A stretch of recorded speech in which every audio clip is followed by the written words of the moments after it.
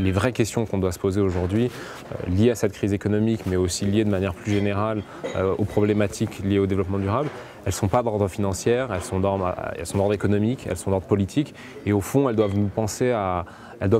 repenser le capitalisme. Je pense que ce qui se passe aujourd'hui, ce qu'on appelle une crise financière, c'est absolument pas une crise financière, c'est une crise profonde du capitalisme, c'est une crise de notre régime d'accumulation, c'est une crise de nos modes de consommation, et au final, ça débouche sur une crise politique. C'est-à-dire qu'il faut changer profondément nos modes de consommation, c'est-à-dire qu'il faut qu'on abandonne un régime complètement consumériste dans les pays développés et qu'on augmente la consommation dans les pays en développement et en particulier en Chine. Et c'est pour ça que des débats mondiaux type ceux de Copenhague qui arrivent sont excessivement importants, parce qu'ils vont se retrouver à dire